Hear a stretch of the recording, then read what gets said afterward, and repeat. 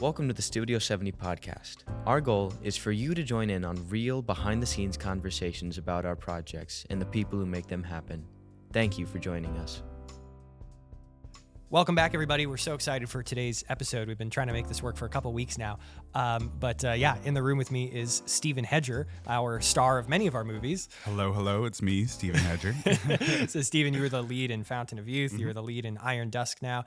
But what most people don't know is we've been collaborating for 10 years or so. About 10 years, yeah. It's crazy. Do you remember what our first project, I was trying to remember this on the drive here, like what our first project would have been in 2014 or 2015. Yeah, it was something with Monday Night Live, because we were on Monday Night Live together, which is Saturday Night Live, but at the college we went to, Palm Beach Atlantic University, represent. Yes.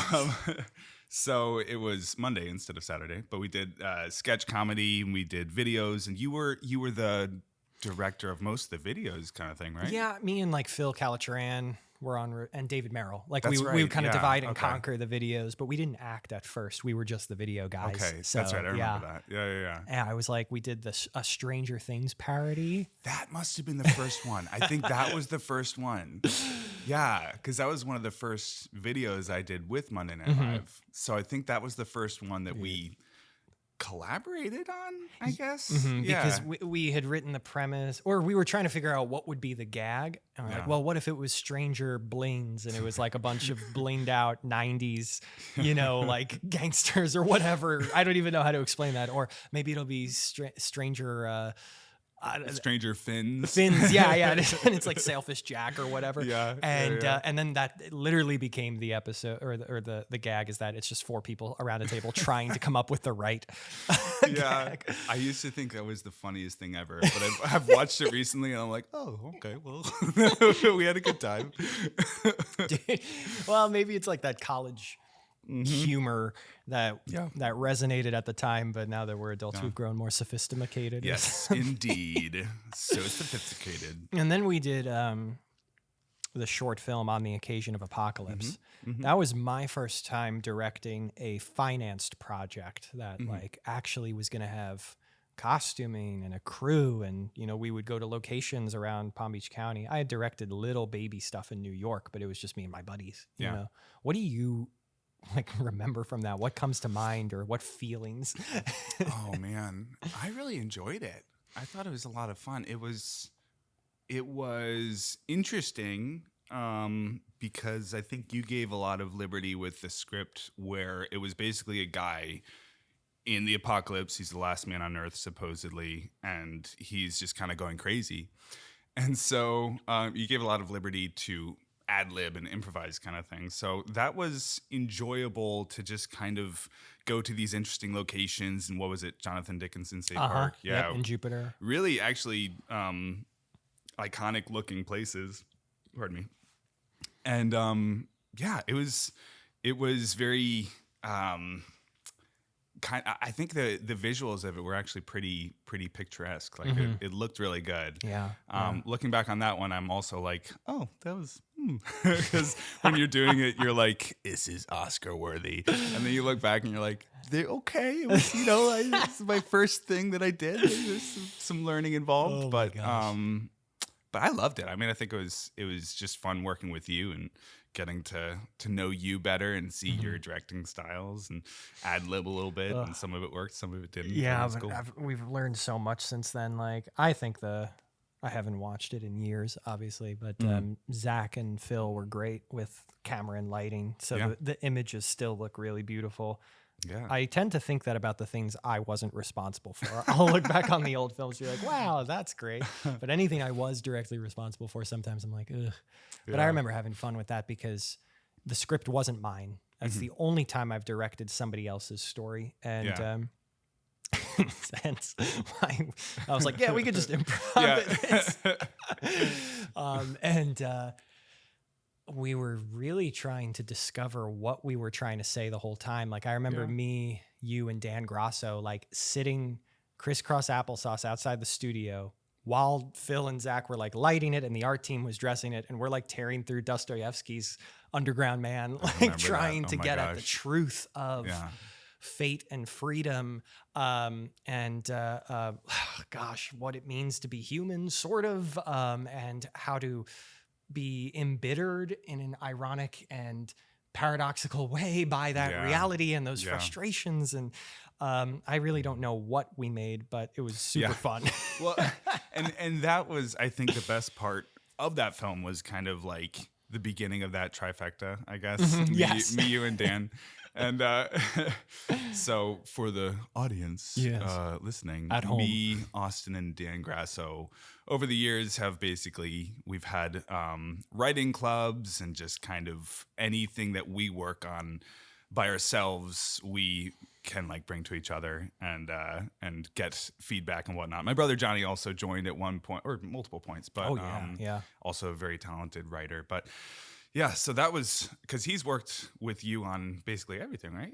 Dan, he's reviewed every script I've ever filmed and given extensive notes. And just like you and Johnny with the book that I wrote, even, you three were instrumental and in carving out that story. And even just me finishing it. Like, I remember every Tuesday night, we'd meet at your brother's house, and I was like, I have to have the next chapter ready because they want to read it. Whether or not that was true, you guys, as an immediate audience for the story, made me excited to write it and finish it. So, it's been a great collaboration over the years. I think that's a very important thing with writing, is having, people that you trust who are going to get excited from your writing. So it's like, it's really hard to just write something on your own and read it and be like, oh, I wrote something, that's cool, and review it yourself. Like, you have to have people in your corner. I think because a lot of people, when they write something, they get people to critique it and to criticize it and whatnot. But I think that it's really important to have people celebrate your writing. Yeah.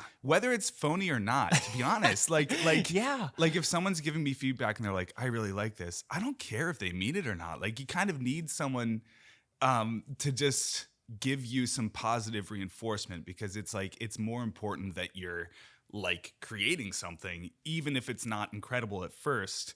You got to have people in your corner who are spurring you on and like encouraging you to continue creating. Because that was the same thing for me with writing group. Was like, I like writing, but I'm not good at doing it on my own. So I would write things thinking about like, oh, what's that? Is this going to make Austin laugh, or is this going to make Dan laugh, or that? So important. Yeah. Because then you're also writing with the audience in mind, which is one of the biggest things young authors struggle with, is they'll accidentally write stream of conscious kind of dystopian psychology, like some boring crap like that that's really inaccessible. Yeah. But when you start writing with people in mind, which is an automatic when you have a writing group, it's so much more fun and so much more rewarding. And Jordan Peterson talks about the importance of praising your child authentically. He kind of said it accidentally. It wasn't even the main point he was trying to make in this recent talk. But, parents who don't really rein in the behavior of their children can get really frustrated with their child. And so when that child comes to them and actually has done a halfway decent job with the art they did in Sunday school, and the parent's like, oh, that's so great, Jimmy. Like, the frustration has carried over, that they're unable to genuinely appreciate and praise that child. That might have been the difference between that kid pursuing art in some degree and not, because they sensed the disingenuine passiveness of a parent.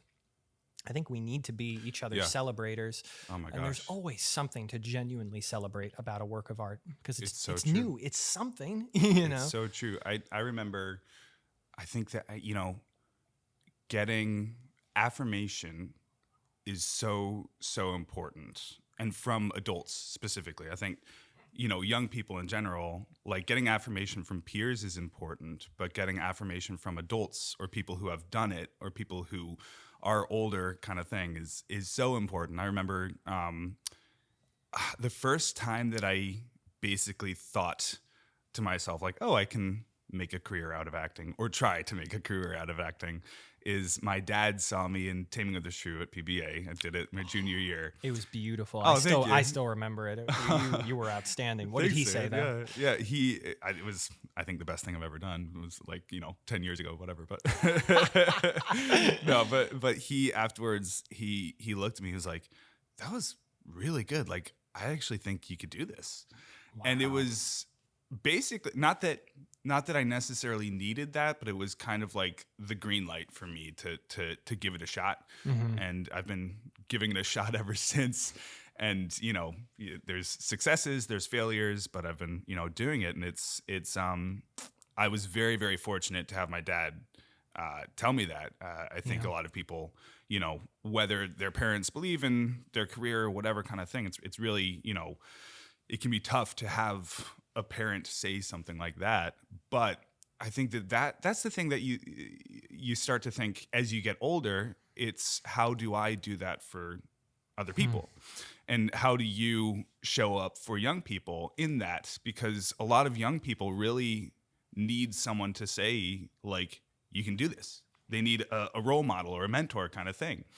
And for those that don't have a role model or mentor that do it anyway, like, it's so impressive. But and I think that the older you get, the more you're like, because a lot of times in my life, I'm like, oh, nobody cares what I think. I'm just Steven, whatever. But the older you get, you're like, you never know how much your words impact people. Yeah. So it makes you think about carefully being life-giving with your words and constructive with your words, because you don't know how much your words can impact other people for harm or for good kind of thing. So it's like you could be, because I remember when I was a kid and people I looked up to said something positive in my life, like that stuck with me. And so, you know, it's not that like everything you say is like this really weighty thing, but it just kind of puts into perspective, like, yeah, words mean something, you know, and they do. Yeah, to build people up. It's That's just convicting to hear, because I realize I work with young people every day, but I'm not sure that my words are always life-giving, you know, as a teacher. No one's perfect, you know. But there is the potential other flip side of that, which is falsely encouraging somebody in a career path that they actually really wouldn't find success in. That's like I love the story about your dad, because he would have seen other performances of yours at that point, and you know, but it just sounded like such a genuine and true thing, you know, that it motivated you to continue. For sure. We all have probably at this point horror stories of friends or family members we know who are actively pursuing something, and we just know that they're not they're not cut out for it, but somewhere along the lines they might have been faced with a false encouragement, or maybe nobody was just bold enough to tell them, hey, you haven't asked for this, but I don't think this is for you. But is that our place to ever say?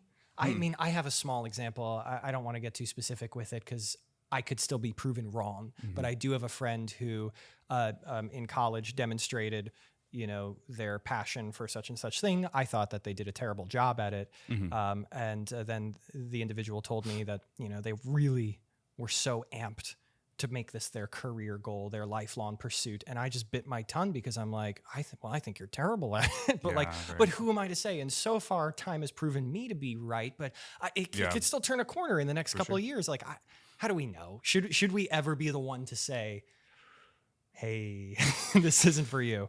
That's tough. It's tough. I think that there's got to be a gentle way to do that. Like, I think that if you're really close with someone and they ask for feedback, we were talking about this earlier, but if they ask for feedback, that's probably the chance to do it. Or if you're really close to someone in general and you have that relationship where you can give them, you know,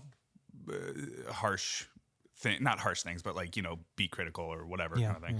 But I mean, that's the thing, is like with a lot of pursuits, you know, like you said, time will tell. And it's like there oftentimes is a measurableness to like, is it working? So sometimes people gotta find out for themselves. And it's like a lot of times, you know, for people who it might not be for them, maybe there's something valuable about trying and failing, you know, and there's something valuable about the attempt. I don't know, because I'm very risk averse, so it's hard for me to try new things. But that's something that I want to grow in, is like trying hard things, doing difficult things. And it's like, maybe you fall on your face, but maybe that's like really valuable too. I don't know. Yeah, I guess it also comes back to that. You could tell your child not to touch the hot thing. Yeah. And if they continue in disobedience, it might just be better to let them, Sure. touch Yeah. it and learn. Yeah. And by God's design, maybe that's most of us, and maybe it's the way most of us learn, and Right. and most learning happens. I don't know. I do it with my students in here. They have to film a short film every 2 weeks. The first one is absolutely awful. Right. It's just abysmal. They don't even finish it. They Yeah. cut corners in the last minute because they said they would film so much, and they only filmed actually half of that. And and they know that. And I tell them that's part of the method of the madness is rather than me spending half the semester trying to hold your hand and instruct you, I know that you'll listen closer to what I have to say after you've had a royal mess. Yeah, So next yeah. semester, I'm even going to institute that one step further, where we'll start the year. They'll film for 2 weeks and make something terrible, and then I will make something with them for 2 weeks afterward. That's cool. Yeah, yeah. After they're receptive to the feedback because of the failure. That's cool. So mechanically, I'm building that in. But anyway, Yeah, I love that. tell me. So the next major project I think would have been Todd and the Hound, because I think that was before Fountain Yeah. of Youth, because Yeah, that was that part of was, my yeah. grad school thing. Yeah. So me, you, your brother, Uh-huh. and Daniel, that came out of the writers group. I think Yep. I had a project I had to do, and I wrote this Wes Anderson style weird thing. Oh, no, you know what happened? Years ago in college, a script was left on my desk, and I never found out who wrote it. It was a script about a man who has a conversation with God through a light bulb. Oh. There's the Oh, tie. yeah. I Okay, asked yeah. everyone in my dorm, anyone who would have had access to my dorm. Nobody fessed up to it. It was in a girl's handwriting, from what I could tell. Interesting. And the script was really bad. It was melodramatic and preachy. And so for years I was just sitting on this idea and felt compelled to tell the story because somebody just gave it to me. Yeah. But so then we wrote Todd and the Hound, Yeah. which is not really that, but sort of that. Yeah. Yeah. Tell me your thoughts or what comes to mind when you think of that project. Yeah. That was a great example of 4 guys just writing something and doing it, and just like finding a night where we were all free and just doing it. So for me, that was really an enjoyable experience, because it's like a lot of times when you create something, you're like, I got to get the budget. I got to plan out 2 weekends or see when everyone's available and get, the lighting and grips and like a big crew kind of thing. But that was just 4 of us. And it turned out great. I really enjoyed that one, It was during the height of COVID too. That's right. That's Nobody was right. allowed to see each other, but we did it anyway. Yeah. And that was, it's very fruitful and just life-giving to just create something with your friends. And it's like, even if it's just you guys watching it and laughing, it's awesome. Yeah. But yeah, I loved kind of some of the little absurdist elements in there, like the sort of talking light bulb kind of thing. I really enjoy that stuff, kind of absurdism, or like almost Twilight Zone-esque things. Yes. So that right. that was really fun. Yeah. And that was probably Daniel's first time acting in a video. Which he killed it. Yeah. He was Well, he so was good. in the patch up, right? Oh yeah, he gets shot. That's in right. the first minute. He gets shot so well. Yeah, I was just like, "Oh, you look Italian. Get in here." Well, he is, but I was trying to scrounge together every Italian guy I had. Oh my gosh, but that was a really fun one. I remember the professor had already thrown in the towel a little bit with her grading standards because it was COVID. She was like, "Guys, if it's got to be a film about your 2 dogs." In your house, or if you need to play every part and you film yourself at home, go ahead and do it. And then I was the only one who turned in a project that was like, real, like we were with actors and good sound, and your brother did a great job with the lighting as well. Yeah. That was a blast. So fun.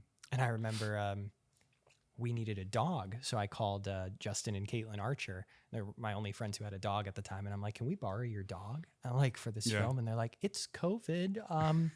Are you sure?" And I was like, "Yes, it'll be great." And they were so generous to let us just have their dog for a film. Yeah. And then a few months later, I'm like, "Hey, can we borrow your baby for Fountain of Youth?" And they were like, okay. So I'm so appreciative to them. Yeah. Well, let me ask you this, just transitioning, unless not to move on from that, but do you remember when the idea of actually doing Fountain of Youth came into play? Because you've been working at King's Academy for a bit before Fountain of Youth came out. Yeah. Or before you started Fountain of Youth. Fountain of Youth, I can't talk. Do you remember how that came to be? Or like the process of that developing as an idea in your brain and then actually being like, oh, this is going to happen. What did that look like for you? Gosh, I have competing stories. I don't know. Like, I remember, I think I know what happened, but I've had students tell me that when I was working in the tech office and they would chat with me, I said, yeah, one day I'll make a movie about the Fountain of Youth or something like. So apparently I said that, but I don't think I actually thought it would be an intentional reality until basically my supervisor here said, why don't you cast like a 3-year plan for your program for the film team? And I was like, all right, what's the biggest thing we could possibly do? Year 3 feature film done, and then it actually, like, the plan actually unfolded, and I almost didn't expect that it would. Mm-hmm. Do you remember, like, you do? Oh my gosh. Okay. This is a trick question. Tell us the truth. Well, I was curious, your process in that, but I remember we were working on, it was the first time I think I worked with King's Academy, was Lost Son. Okay. Yeah. Okay. And I was like the devil or something. I was like, yeah. You're for the Parable of the Lost That's Son right.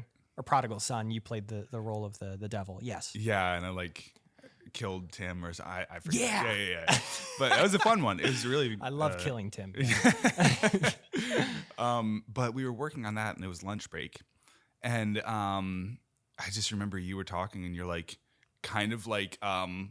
What's the guy from Always Sunny in Philadelphia? The meme where it's like all the red pins everywhere, and you're like putting together a crime scene. Or whatever. And you were talking, you're like, okay, think about this. So we could just do a film.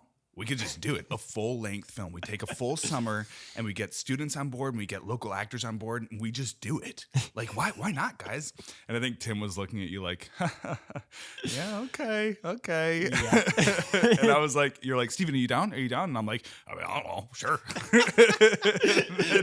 then months later, you're like, we're doing it. Was it did I say, like, Fountain of Youth, like, was the concept of the story at that time? I think it might have been. Mm-hmm. Well, I know.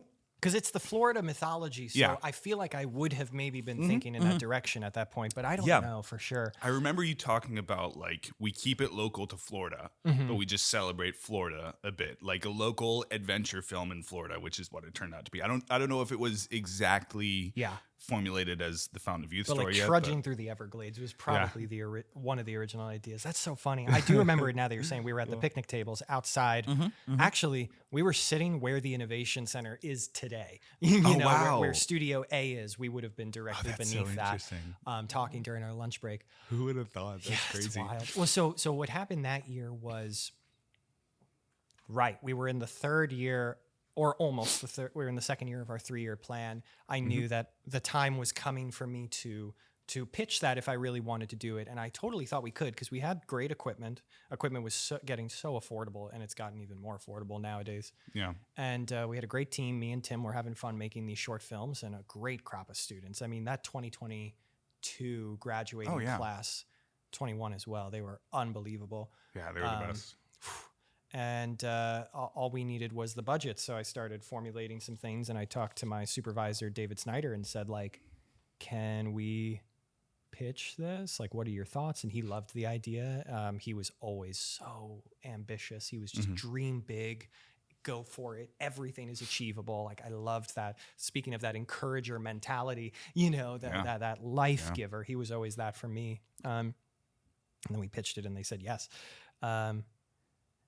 I remember driving back from a wedding in Tennessee, I think.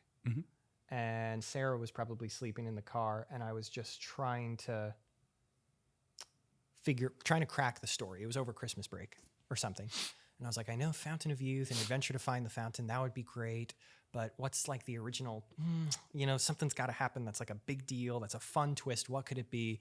And I remember in that car ride, it came to me that Asher would be Ponce de Leon, and then I scratched out the script in like a week or two, and then I gave it to Tim, I think, and he went to Subculture Coffee and like read it and was like, I was surprised. I thought that was going to take a lot of effort to read. And he's like, but I read it really fast and it was really nice. Yeah. And Zach Ginta said kind of similar things. I love the twist. I have a lot of friends who have seen it. They're obsessed with it. They're obsessed with like the ending and how Giacomo turns into the baby. Yes. Spoiler alert. Do you remember auditioning and what that process was like? Yeah. I think you guys sent... It may have been like 1 or 2 monologues or dialogue scenes, and like a pretty long, I don't know, it was like a few page document. And well, I had talked to you beforehand about it, and then you sent me the audition. And I remember, I think my agent was like, don't do it. Like, don't audition for it. Because she saw the day rate was at that point not as much as it is today. She's like, don't do it. And I'm like, well, the thing is, I haven't been booking anything else, so I'm gonna do it. And well, that was before I got cast, but I auditioned for it and then got cast. And then it turned out that the main 3 roles was me, Kyle, and Sarah. We all had gone to PBA together and studied theater together. I think we were even like in an acting class at that point together. Oh, really? Yeah. So it was very fortuitous to work with people or actors that I've worked with before on that one. And I was so excited. I didn't know what to expect with the movie, but it was like, 40 days of filming. I'm like, all right, let's see what happens. But okay, so question for you. Fountain of Youth, Wreck of Echo, Flamingo Heist, Iron Dusk, and then Star Wars Great Trials. Yeah. Those 5 films, what do you feel like is the biggest lesson you learned from each one? Because I was thinking today about starting from Fountain of Youth to Iron Dusk, because I saw at least a rough final cut of Iron Dusk, and we'll get there. But starting from Fountain of Youth to that, I'm like, oh my gosh, they've grown so much. Yeah. Austin's grown so much. The whole team has grown so much. So what do you feel like if you want to walk through each one and see, and like you talk through it too? Yeah, sure. You were on most of them. Yeah. Fountain. I look at Fountain with such rose-colored glasses. It was so fun, and I don't remember having like a bad day. The reason I'm answering that way is because it's the bad days that usually teach you something. Yeah. I think. Let me just flash through the film here. Like, we were all over Palm Beach, and I just spent so much of the film teaching that I don't know that I grew as a director specifically. Sure. I think, if anything, I continue to learn the value of like mentorship, leadership, and that team spirit. Yeah.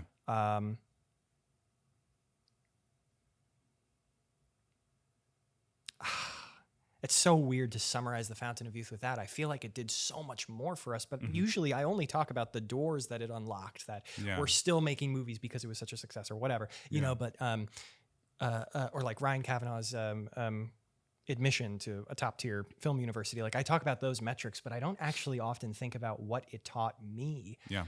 But when I look back on it, I guess the first thing I met with is that was some of the most serious transformation in my teaching and my mentorship I think that I've seen. I have to think about that more. But what did it teach you? 40 days filming. Is that your longest project? Oh yeah. At that time? Yeah, absolutely. Same. Yeah. I mean, it was my first feature film. Me too. You know, yeah. I mean, the only short films and feature films that I've done have been with you, basically. Well, not fully, but a lot of them. Of course. So I think that, what did it teach me? I mean, I think it was impressive to observe at least for you or for the team, like just to observe the process of literally seeing you from conceptualizing like maybe we can do this to then a year or something later, opening night, watching it on the big screen at the West Palm movie theater, which rest in peace, but So sad. so it was really fun to see like kind of your drive with that. And that's something I really admire, is just like having an idea and making it happen. It's really hard to do, but like seeing you kind of captain that ship was really, really cool. And just being able to be on board the ship and being fortunate enough to have made a friendship with you in college. I'm like, I'm gonna ride this ship. No, you're so talented. Obviously, we want to work with you. Thank you. But that's interesting. yeah, I feel like for myself, I learned, I would say, trust the process. I think that's what I learned, because I was nervous during it, because there was times where I felt like my acting or the scenes, I was self-conscious about them. I'm like, I don't think my character has enough depth or whatever. And I think every actor can be self-conscious about, their performances. But yeah. I was nervous it wasn't going to turn out. I was nervous that it was going to be like, I don't know, embarrassing. I was nervous that I was going to be embarrassed watching myself. And then watching the final product, I was like, oh no, you got to trust the process. Like things might not feel like they are working together in in the way you picture it. But I think that at the end of the day, what you guys did with that movie was, I love it. Like I love watching it. I still will go back and watch scenes. Yeah. I think it was such a delight to be a part of. It was. The process of it was delightful, and the end product, I just really enjoyed. And you listened to the commentary me and Ryan just did, right? Yeah. We loved watching it. Yeah. I guess, yeah. And it's in the commentary. We talk about this too.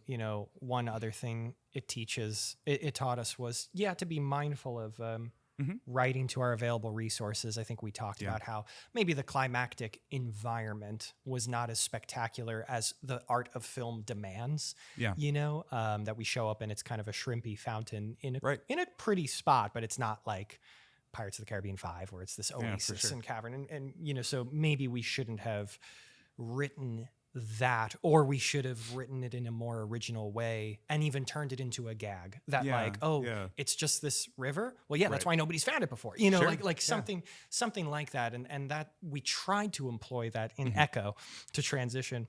Yeah. Where, we had a very rough concept. Phil wanted to do a murder mystery. Me, Phil, Ryan, and Lena were the writers, and we met and we each pitched an idea to each other.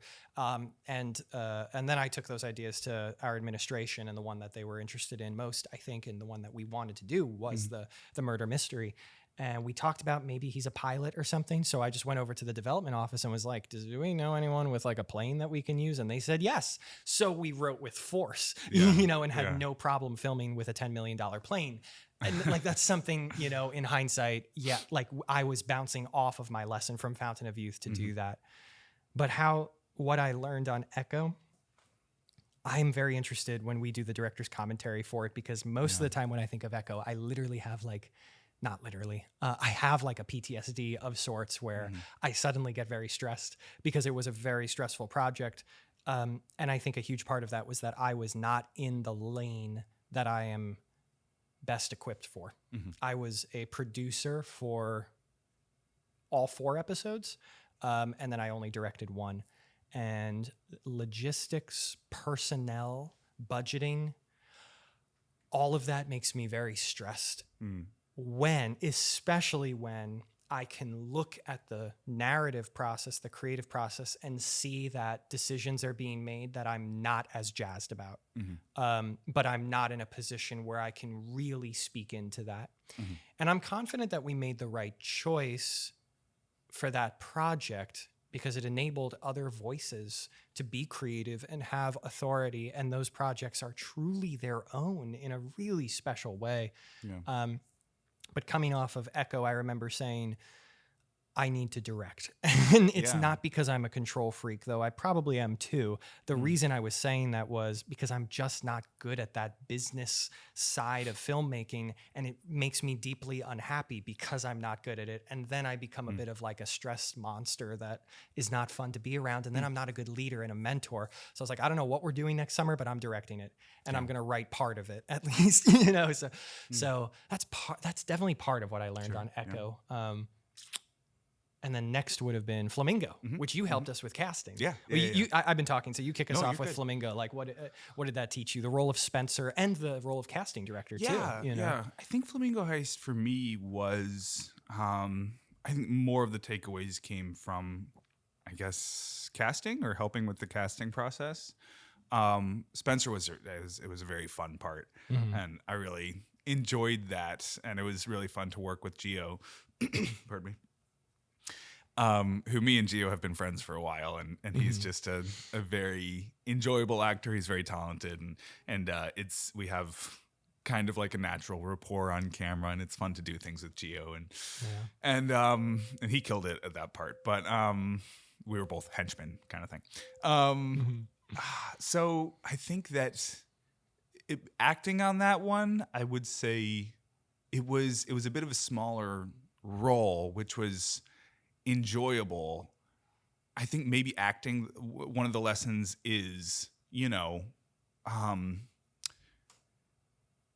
every role is important, I would say.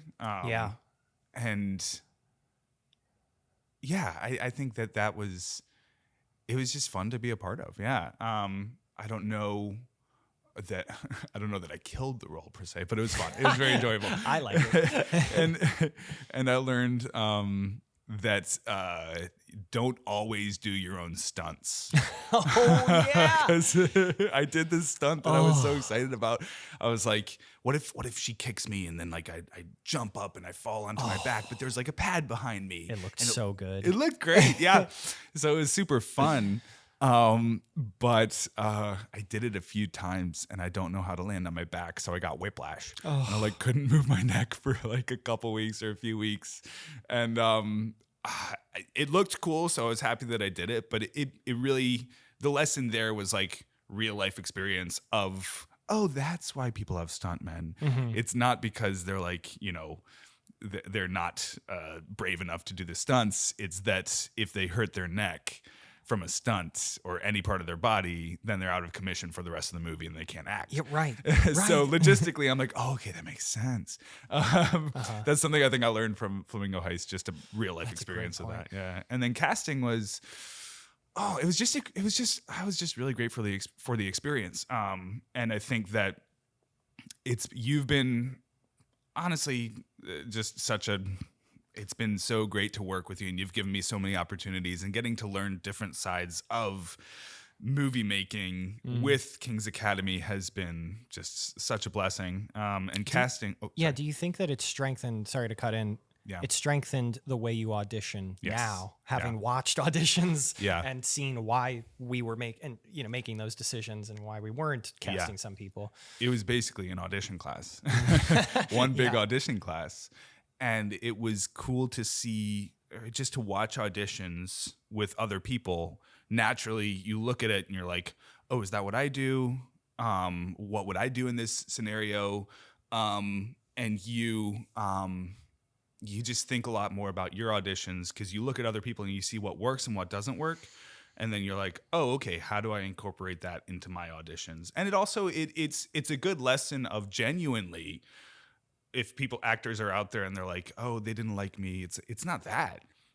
Most of the time it's like you'll watch an audition and you're like, that guy's great or that girl's great, but they're just not right for the role. Yeah. And so it's good to have that experience too of like from the casting side being like, oh, casting people don't hate me if they don't if they don't cast me. It's just and I felt that.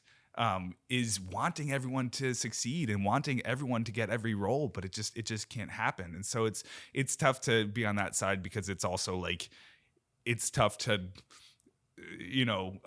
be in the actor's shoes and be like, oh, I wish all of them could get it, and so it was super interesting and just a very beneficial experience. And I'm glad to have been a part of that and kind of consult with that and whatnot. And on each film, because you helped cast Iron Dusk and you just finished helping us cast the next movie, which we'll announce later. Yeah. But on each one, you and I have differed on pretty much one person. I can remember each one person. Yeah. And those have been really good lessons for me where it very seldom happens because a lot of times it's somewhat self-evident who is the best for the role, partially because we're not getting a million auditions. Right. You know, there's maybe 16 auditions for one role. And between that, the best is usually obvious, because the character that we've written is very specific and, one person shines. It's usually not hard to discern that, but when it is, and you and I have conferenced back and forth and I've had to make that decision of, okay, I don't know why I feel this way, but my gut is telling me this. I think twice I went with my gut, once I went with yours. I don't remember. Right. I was satisfied all three times, but like that's been a fun one to navigate as well. Just when there are different opinions in the casting process, how do we make this final call? Yeah. And who's right? Yeah. It's so tough. It is. And it's fun being a part of because I like, being more of that consulting kind of opinion to where it's like it's not my call at the end of the day because my job doesn't rely on it, right? On the success of the films and whatnot. And I think for this next summer's film, that just happened where we kind of talked about a certain character and who would be better in what different angles. And you realize with casting, there's so many different angles that you have to consider. It's like, what do they look like against the other characters? And what's their look and type and height or whatever kind of thing. How well do they take direction? And, exactly. How much depth do they bring to the character? Or is it okay if it's a two-dimensional character by design? Like, oh my gosh. For sure. And there's so much there. And I remember you texting me about one of about your decision, and you're like, I really, appreciate all of your feedback and stuff, but I think we're gonna go this way. And I was like, it was your movie, dude. Like, I don't care. But I was super generous of you. But it's fun because I feel like you communicate super well, and you're very just generous in general with how you talk to people. So that was fun work. I appreciate you saying that. Flamingo for me was there's a lot of mini lessons that came from it. I do think it was one of the more important films in my growth as a director where I started to realize I really need to trust myself. If I think that a scene should go a certain way, I need to assert that because I'm embarrassing everybody else. And, if an actor has an idea or my co-director or the editor, and I know that it's not going to work, I'm not doing anyone any favors by actually obliging that, and we screwed ourselves in a few small parts on Flamingo that, with the magic of editing and stuff, we're able to amend, and hopefully nobody notices what I'm thinking of. But so that was instrumental in me saying, I've got to be decisive and it's okay to be a little bossy. And now you just told me before we started recording, I should be even more decisive in a sense. But I think so. I appreciate that. Yeah. But one thing I can totally speak to also is my relationship with my co-director. I've always taken on a student to be my co-director on these films, and it's an opportunity for them to learn and grow and apprentice with me, but also have some autonomy for themselves. And I think of all the films, I did the worst on Flamingo with Christy, and she knows this. I've talked to her, and she's been so forgiving. I think one of the issues was we had started Gray Trials at the time. Yeah. And so I had two major projects that I was juggling, and I wasn't able to spend the time and onboard her into my mind palace of ideas and vision for the story. And so there were many days where she was delegated the authority to do the scene, but she was not empowered with my vision for the story. So she did it her way, which objectively, if you took it in a vacuum, was great, but it would frustrate me because it didn't connect as well with what I wanted the film, with the surrounding scenes and what I wanted the film to look like, feel like, and whatever, character choices, blocking choices, whatever. And I would grow frustrated, but I wasn't frustrated at her. I was frustrated with myself for not having taken the time to really get on the same page with her in pre-production when when you have all the time in the world to, make mistakes and throw out every idea and figure out which one is good. Yeah. And I know that she sensed my frustration, but I also wasn't intuitive enough to understand what was frustrating me at the moment. And it was only later that we were able to talk more, and I was able to like clarify what was going on in my heart and mind and my failure to her. And she's so gracious and forgiving, and she came back for Iron Dusk, and she's coming back for the next one. And I'm going to hire her every time I can because I love her to death. The best. She's literally the best. And I can't stress enough that her decisions on Flamingo were creative, authentic, and quality decisions. The only reason it frustrated me was because it wasn't in alignment with my vision, which everybody on a film set wants their work to be in alignment with the director. And it's really sad when it doesn't turn out that way. And the person whose fault that is not the prop maker or the actor. It's the director for not having clarified the vision. So we went into Iron Dusk, and I had like pages of tone and aesthetics typed up and designed, and I was sending it to the actors. In addition, so in order to read the script, you had to carve through 5 pages that addressed the style so that we could empower our actors to make the right choices the first time. And that was all because of lessons on Flamingo. Which,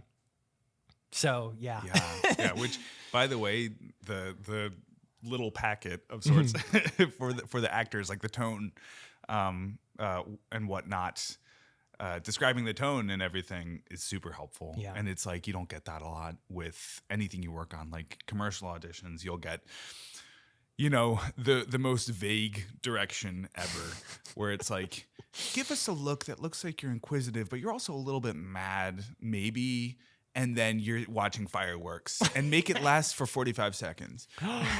Just stuff like that. That's horrifying. That's not specific, but that direction isn't specific to anything I've done, whatever. But it is great to have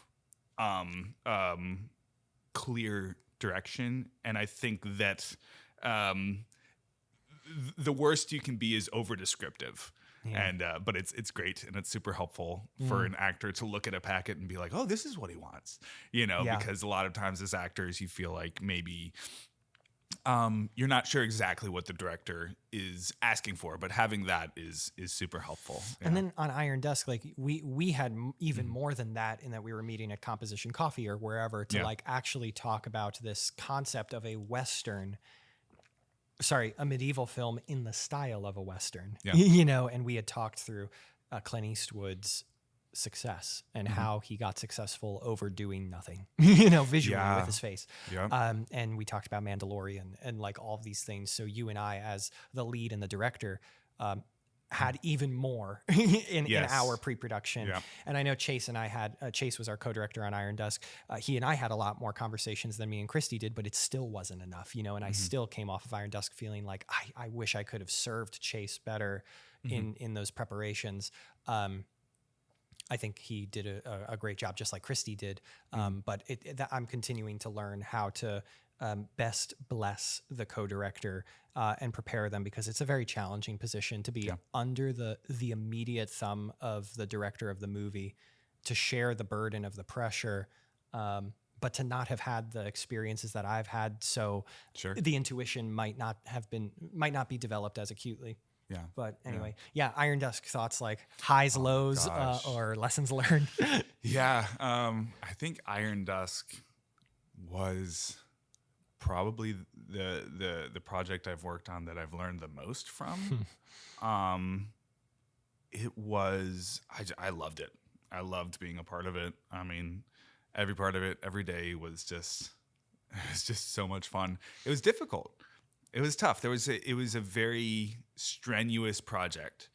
And I think with like pickup shots, there was maybe 42, 44 days of filming, and I was on for like 40 of those? Oh, something like easily. That. Yeah. Maybe so more. Maybe, yeah. So it was long. It was a long summer, but it flew by also. Man, I think that one I learned, and not to sound high and mighty because I don't do this perfectly, but I learned before going into it, or what I wanted to bring into it was, as an actor, I think a lot of people can get the sense of maybe a little bit of like entitlement sometimes, or at least Hollywood actors can. But when you think of it as an actor, you really are a servant, and your job for good actors, your job is to serve the script. Your job is to serve the director, to serve the people on set. And I think maybe that goes for every role to an extent on a film set. But I tried to approach it that way of like, I want to be of service here and serve the story as best as possible. And then also I kind of came into it with the perspective of like, okay, with, working with kids all summer, it's like, I was like, it's a little bit of like, I'm an actor, but also camp counselor a little bit, Yes, totally. which was super fun. And when you kind of like approach it that way, it's like, okay, how do you,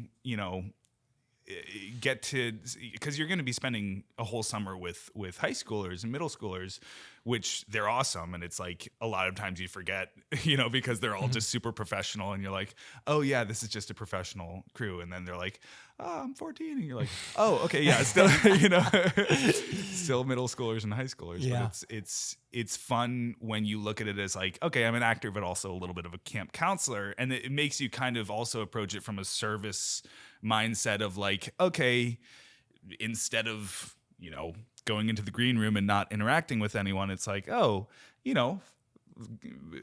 get to know people and be on set and like getting to know everyone on set. And it just helps morale as well. And it helps just like, because also this is a once in a lifetime experience kind of thing. And it's like, you might as well just kind of like really enjoy the process kind of thing. And everyone on set is just so great. Like your students are like, I can't speak highly enough about them. They really are so special in so many ways. They are professional, they're incredibly talented, and everyone shows up to work. And it's wild, like to watch that, watch students and young people just like really craving to be there and work on something and have fun. I can't imagine being in high school and being like, oh yeah, I'm just going to work all summer, on a film set, It's wild. And I love completely it, have inherited that. Like, that's not because of me. The school, from the moment they step on campus as preschoolers, through their high school career here, does an amazing job of lovingly fostering a great work ethic. And they are surrounded by greatness here. I think that's part of it, is that we have had such exceptional alumni. There are exceptional programs, like the theater program has done so well. Yeah. We're putting students in planes and they're getting their private pilot's license, so there's a culture here that has motivated these guys to work so hard. And by the time they get to me, it's not like I have to train them like, hey, remember, this is a professional environment. Like, no. Yeah. So I love that analogy too with the camp counselor thing. That's so accurate. That's exactly what it feels like. Yeah. And then another thing that I learned is from this summer is stillness as an actor, I think. Also trust, because trust between an actor and a director is something that you gotta have. When you're on a project, you have to have faith in your director a bit. Yeah. It's kind of like trusting in God at times, because it's like you don't know how it's going to come together. Not obviously, I'm not comparing you to God, whatever. But it's like in any relationship, there's trust. But it's like you have to trust that the story is going to come together, and it is similar to a relationship with God or whatever. It's like you have to believe that they have a plan for it. And that they're not just asking you to do things randomly, but they have a vision for it. And it was so interesting, because I was very, at times, stressed by your direction, because you would be like, okay, do that again, but smaller, or like do that again, but like just stare and make eye contact the entire time. Don't break eye contact. And I'm like, oh my gosh, but that's not what a human would do. Like, I would break eye contact. Unnatural. Feels unnatural. And you're like, don't move your eyebrows. That was I micromanaged you. No. But the joke of the summer was like, I act with my eyebrows a lot. And Austin's like, keep your eyebrows down. One more time, less eyebrows. Yeah. But I think when I was doing it, I was like, it's not gonna turn out like it's just or it feels nitpicky or whatever. But then watching it, I'm like, oh, okay. Like that worked a lot better than what I imagined it to be, because I didn't have the eyes to watch it. I wasn't watching every take and seeing how it would come together. So, and I think watching my performance in it, which everyone can be super critical of their performances, but I think that stillness or more of that mutedness of this role that I tried to bring, I think it worked better when I watched it, and not to pat myself on the back or be arrogant about it. But It served this story excellently. It really did, and I do think in theory it might be more than just this genre that would benefit from that. At least depending on the image size. If you're in a close-up, moving your head even just 20 degrees reads enormously. So even if it's a romance or a comedy or whatever, being mindful of the power of stillness and how to leverage that is still going to be valuable. And you did serve the story well through that. But you say about the trusting the relationship with the director. I think it would be fair to say that I did not give you sufficient cause to trust me, because over the past 10 years, I've been learning too. And there probably have been plenty of shots that you looked at in Fountain or whatever, where you felt like, I wish Austin would have corrected that or gone with a different take. And as I was watching Fountain of Youth for the director's commentary, I'm reminded of a shot with Kyle in my driveway, where you're imploring him, like, come on, you got to come on this quest with me. Right. And he thinks about it, and he throws his head left and right as he's deliberating. And it's such a big gesture for a close-up, and his eye contact is broken with you. And more than that, he had kind of a bit of a silly face on. And I guarantee that in the theater, he was like, why did Austin choose that take? But I wasn't mature enough in my artistic sense to even notice that at the time, or let alone correct it. And so in the same way, it makes sense you would come onto a project and be like, I don't know that that's the right choice. Because my lesson from Iron Dusk is that I feel like it was the first time I actually directed a movie in the true sense that I was directing actors. Every other project I've been, I hope I'm not cutting you off if there was more to say. Every other project, I think I've allowed myself to get wrapped up in teaching the students how to use the camera, making sure the shot's in focus, like every other technicality that comes with production. Iron Dusk was the first time I trusted that my team would take care of everything so that I could focus exclusively on acting. And part of that is because our team has gotten bigger. That Allison Kavanaugh, this is her first time being on staff with us for a full year and producing the project, so that I don't have to worry about call times for actors and what we're having for lunch. Right. So that's genuinely a literal load off that enabled this. But I think also just learning that my team does know what they're doing and they're doing a great job at it. Yeah. I think Grey Trials taught me about acting, and Iron Dusk was the first time I had the freedom to focus on it. I think that's the way I would phrase it, because Andre, Nick, and Olivia were very gifted in Grey Trials. We had 3 really great leads, and I got to work with them in this weird relay race where we would film in fall of 2022. I would edit that footage, spend a lot of time trying to make that episode work. It was great. I see their acting choice here was stronger. I wonder why that is. I would actually send them the cut. They would send me notes and say, hey, maybe cut before I blink so that it doesn't cut on an awkward beat, or, whatever. They would give me notes and I'd start noticing things. And then I would be able to try it again in spring of 2023, and direct them differently. And so there was this emergence of an understanding of what a good performance hopefully should look like. Yeah. And then I was able to leverage that on Iron Dusk. Plus, I recognize that the weakest point of our films for the past 4 years, it hasn't been the acting, it's been the directing. That our actors, I think, are very talented. I just think that there are discontinuities sometimes in their performances, decisions that aren't reading well because the actor was in a close-up and they didn't know that, and so they did something too big or they did something too small in a wide shot, that our actors have not been empowered to use their giftings as well as possible. And I brought that to Mrs. Martin and I said, Heidi Martin has taught acting here for years, and I asked her, like, is that true? Am I right that we're getting everything right except the directing? And she was like, yeah. She said, yeah, no, your lighting, your camera work, like everything is great. It feels professional. It's just, you've got to help your actors maintain continuity of performance and understand, the tone and whatever. So I met with her. I met with Kyle Schnack, our current acting teacher, and just interviewed them about what a director is supposed to do.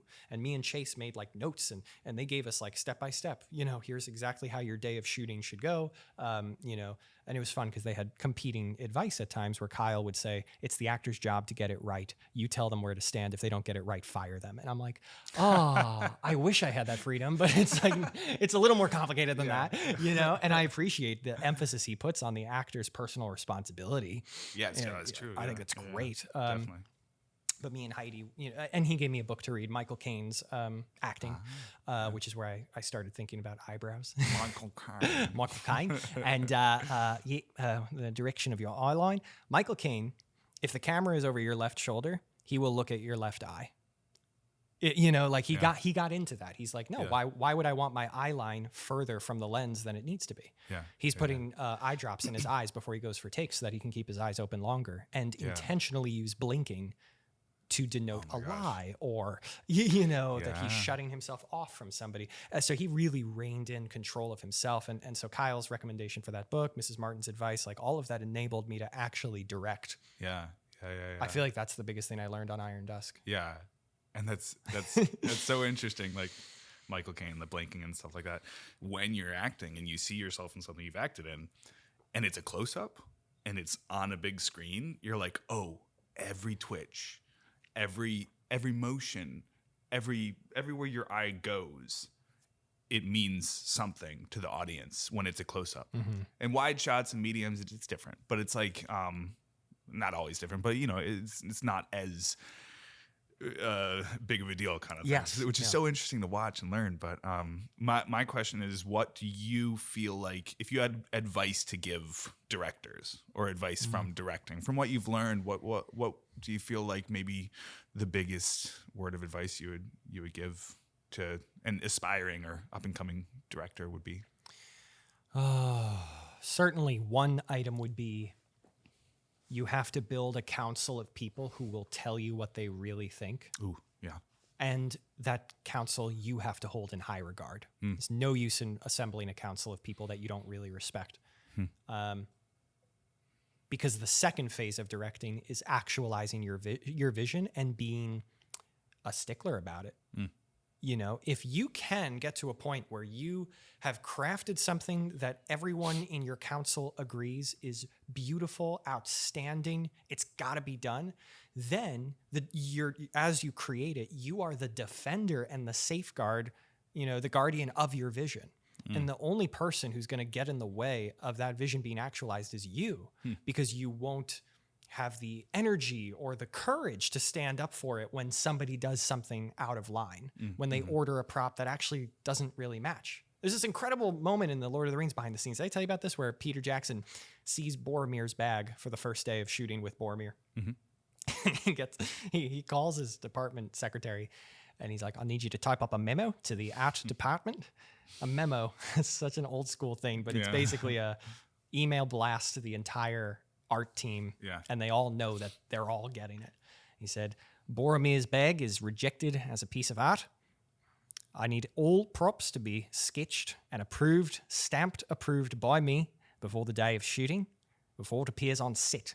We now have to change our shooting schedule because Boromir's bag is rejected as a piece of art. You'll all need to figure it out. Wow. Now, in one sense, that's psychotic. It's a backpack, brother. Does anyone remember what Boromir's bag looks like? But, in his mind, Gondor has a certain aesthetic. They have access to certain leather hides, and therefore it needs to be a certain color. Whatever. Yeah, sure. You're a Tolkien nerd, but nobody else is at that scale. Yet it's that attention to detail and defense of those details that ensured the high quality production from beginning to end of the extended trilogy. because he was a stickler about the little things, we knew he's also that way about the big things. Yeah. So if you can, yes, establish a strong vision in counsel with other people who have a good sense of quality art. That's why you and Daniel are solicited on everything that we do, from casting to writing, you know. And then I can say, okay, I am now allowing myself to be confident in this vision because many people like it and have spoken into it. Mm-hmm. The president of our school also, he reads all of our scripts and gives me notes, and we take as much as I think we can. And then we look at this behemoth of a story and we say, okay, it is good. Now I have to defend it to the finish line. You know, that's, I think, the secret of directing. Yeah. Ironically, it's the first piece of advice I ever got. I just didn't listen to it until now. Oh, wow. Yeah, I was watching YouTube when I was like in elementary school, actually. There was a guy who made Halo video game movies. Yeah. And one of them was just amazing. It blew me away. And I emailed him. I was like, I want to do what you do. How do I do it? And he said, establish a vision and then have the skill to see it through, to create it, to resurrect it from the dead recesses of your mind, shot for shot. He said, wow. You know, he's like, you're going to see the film in your mind. The true skill of a director is taking that and shot for shot, article for clothing, line for line, envisioning it and seeing it through with as minimal casualties and sacrifices as possible. Yeah. Does that answer your question? Yeah. Sorry, that was so rambly. No, I love that. I love that. Let's dig into Iron Dusk a little bit more, just because it is premiering this week, and we probably won't get this episode out until later, so people can probably watch it, you know, now if it's after December 13th. But tell me, maybe like a high and a low from the summer. What was the lowest point? Like, oh man, Yeah. you know, Yeah. and what was the most? This is awesome. I love my life. Yeah. moment? Oh, yeah. The lowest point was the last day of, I guess, principal photography, whatever, before. Riverbend? Yeah, at Riverbend, Yeah, last day. Okay, so Riverbend Park, if you don't know, in the middle of summer, it's the closest on earth I've ever gotten to HE double hockey. Yes. Oh my gosh. It was incredibly, incredibly hot. And so we go in the middle of this park, Riverbend Park. It's basically the last day of filming. And we've got 3 bandits who are on set as well, actors. They're one of the characters is Dido. I always say it. Thankfully, you don't say it in the film. So the last day we're filming basically 2 fight scenes. There's one fight moment or little scene with me fighting 2 bandits at the same time. Yeah, it's a little fight. Yeah.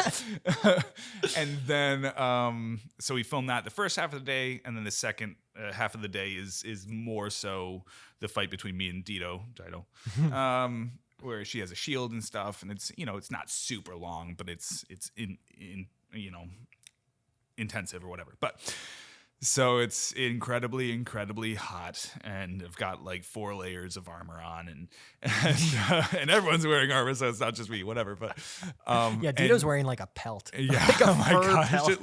like winter level armor. Yeah, like I would be warm in the winter.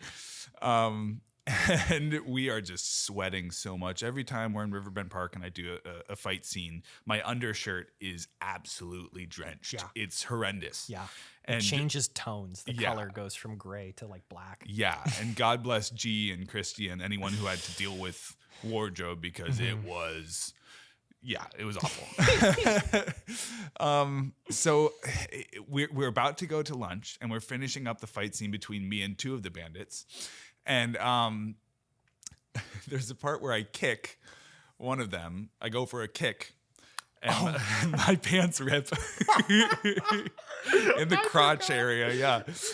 And so, I mean, obviously, luckily, I have a layer under, whatever. But my pants rip, and everyone's just watching, and I'm like, I don't know, can we tape it? It was too sweaty to tape.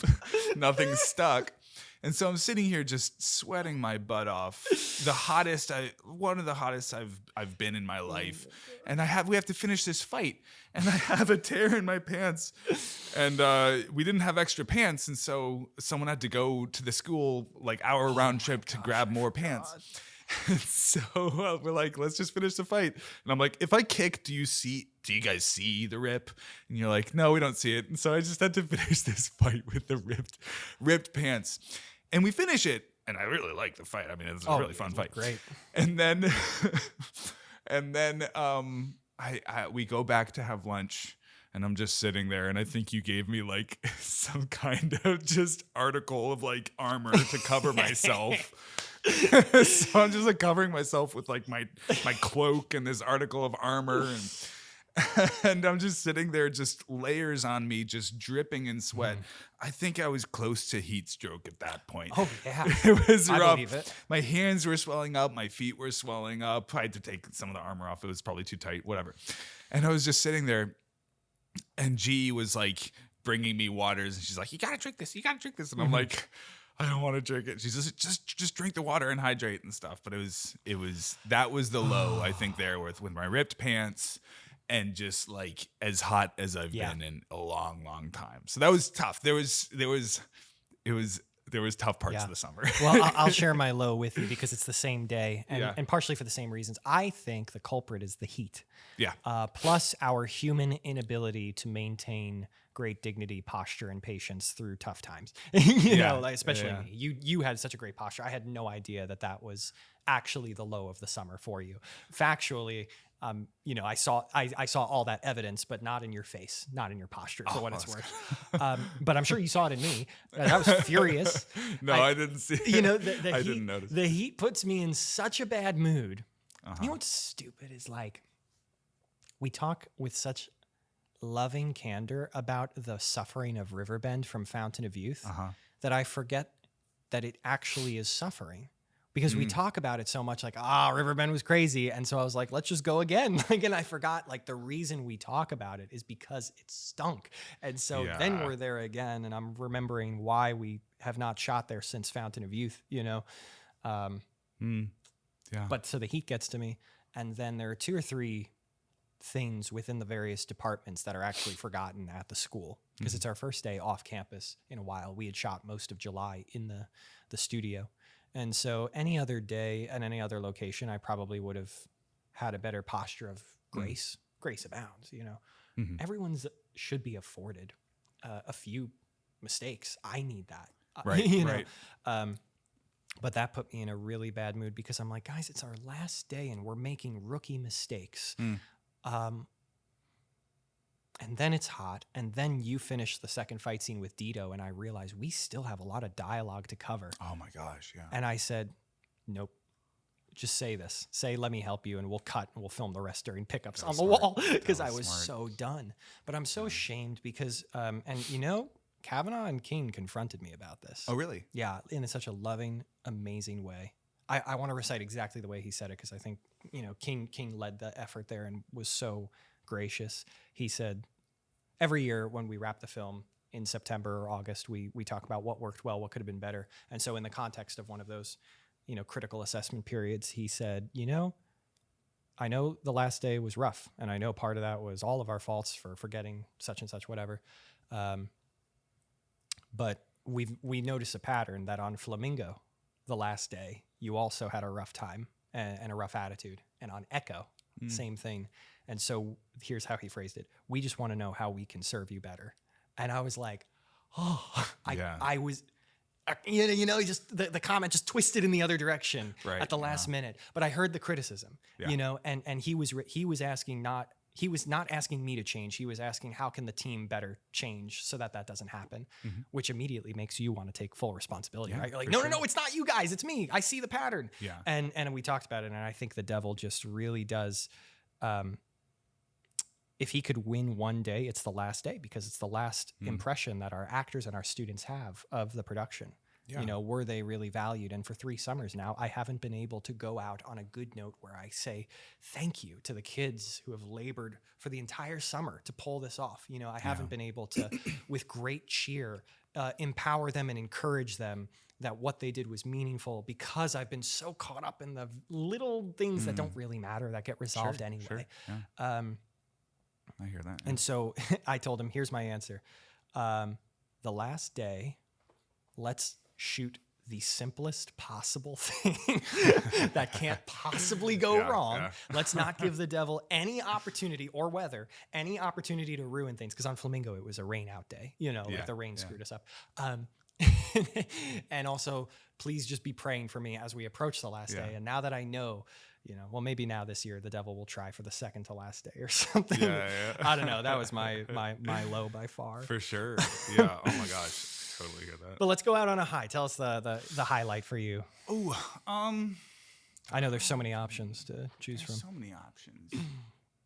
Oh wow. I mean, it sounds cheesy, but the whole summer was just like, even that day at Riverbend Park, like, I was so happy to be a part of it and to do it, and it's just incredibly fun. And just most days on set, it's like the vibes are just there. Everyone's in a, like, you know, there can be stresses, but everyone's like just treating you really nice, and everyone's nice to each other. And the students are, they really are just awesome and supportive and just nice to you. And you're like, why is everyone so nice to me? You know, but I would say, okay. A highlight for me was, funny enough, it wasn't a highlight for Gio, but Riverbend Park. Yes, week 1, day 3. Week 1, day, whatever. yeah, like one of the first few days. And for this film, me and Gio choreographed the fight scenes. Yeah, in light of your injury from Flamingo, we said. Right. Which was bold of me to assume that, like, I would do them well. No, but you did great. We had some training as well, and it is a different style of combat that we were doing. We weren't doing falls and stuff. But, for sure. So Riverbend Park, me and Gio, we do a fight scene, and we had rehearsed it a lot, and we had choreographed it together. And he has 2 knives, and I have a sword, and he's more of an agile kind of dude who's like faster than me, and he's dancing around me at first, and then things progress and whatever kind of thing. And I think that was a highlight for me, because it was stepping into a new position and being like, oh, first day's done. I was so nervous. I was like, someone's going to get hurt. It's going to be bad, which foreshadowing. But and we're using prop swords and knives, but they're still like metal, and it's very intimidating. And I was really happy after that day to be like, oh, okay, like I tried something new. And for the most part, it turned out well. And watching the footage, I'm like, that was. I think it turned out well, and I really enjoyed it. And for Gio that day, because we didn't finish the fight scene the first day, Gio, halfway through the fight, he was feeling very sick, and his sickness presented itself for all to see. But it was food poisoning. It wasn't food poisoning. Yep. Combat related. But I mean, I was glad he was feeling sick, because I was so exhausted. I'm like, all right, let's come back another day. Well, yeah, and we talked about it since that it would probably be best for us to double up on dialogue scenes and give 2 days for fight scenes. Yeah. That way we could even have a rough cut of the fight and then go in the second day for touch-ups. That's and very smart. But that's definitely a takeaway from Iron Dusk as well. Yeah, and another highlight, just to get that in there, is that my best friend from growing up and for 30 years of my life, Ben, he got to be in this movie, which was fun, because growing up we would play with lightsabers and just play around doing like fight scenes, and we would make movies together growing up and whatnot. And so he was one of the bandits, or the rebels, bandits, whatever, in the first opening. And we got to have this fight together, and he looked awesome. He looked like a Viking, and he played it so well. And it was just really, really fun to have that experience where it's like my best friend for 30 years got to be in a movie with me. Yes, and he killed it. And you killed him. Yeah. Yeah, that was a highlight. He was awesome. Is he Yeah. coming to the premiere on Friday? I don't think he'll be able to make it just because 4-hour drive and all that. Yeah, So, yeah. yeah, but he's very excited to watch it. That's awesome. Yeah. My highlight was probably seeing Core Vomika come together. There's a whole swampy, enchanted woods section of the film where we tried a couple of tricks, some slow shutter speed, not slow shutter speed. Yeah, it's a slower shutter speed shot to make it look dreamlike. We did popped smoke grenades in the back of the woods, and we had you cross the King's Pool with dry ice as it's boiling all around you. Yeah. And it was one of those where, like, I wrote it and I knew exactly how we were going to film it, and everybody was asking me, like, how are we going to do this? And I'm like, guys, relax. It's not that hard. Yeah. And I think I was totally right in one sense. Like, it was hard environmentally. I think your fight in the midst of smoke grenades being dropped and having to fight Mendex, like that looked really tough. And I think we were all tired and hot as well.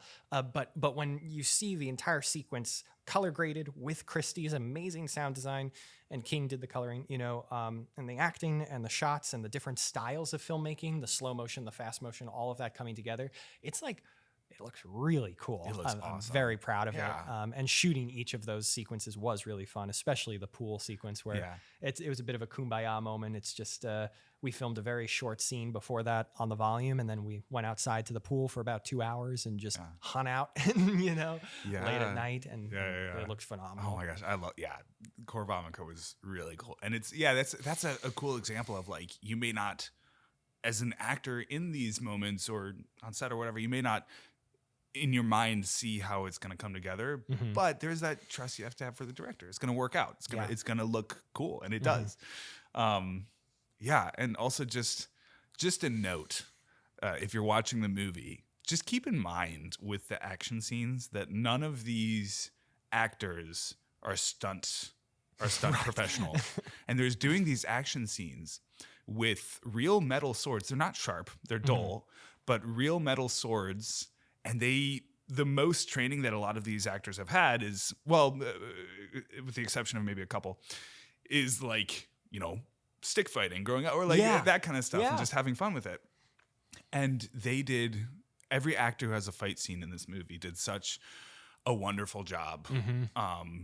And it was just really cool to see all of that come together. And also keep in mind, like, a lot of these fight scenes were filmed in like 2 hours, in 100-degree heat. In 100-degree heat, in layers and layers of armor, with these weapons, and all of the actors who are fighting in this movie. Everyone killed it in this movie, but all the actors fighting in this movie really put their all into these fight scenes, and just keep that in mind, that, there's not been a lot of a lot of these actors don't have formal training, and they do such a good job. And then also keep in mind, half of the fight scenes happen with a very expensive LED wall within feet of you. Yes. And so as an actor, you're swinging these big metal swords with this LED wall that's very expensive. Within 6 feet of where you're swinging, kind of thing. And you have to do it because you have to film it that way. But I think one of the fight scenes, the sword broke. One of the swords broke. You're right. And it is literally a miracle that it didn't swing off into the LED wall, because the rest of the movie, we wouldn't be able to film on that for the rest of the movie, basically. And so that's just another layer of complexity to the difficulty of some of the fight scenes and the shots. We continue to grow as a studio and learn something every year. And it really is thanks to players like you who are willing to partner with us and help us grow, and also to speak the truth in love. I remember our conversations about how to do stunts safer and better on Flamingo, and you helped me think through new strategies that we were able to use on Iron Dusk. And your help with casting, as always, your help with story notes, and just your willingness to continue making these movies with us it's benefited us so much over the years. I'm so grateful. I hope we give you with Iron Dusk, with these movies, with these experiences, I hope we bless you as much as you Oh, bless absolutely. us. Yeah, it's an absolute blessing, and it's such a gift.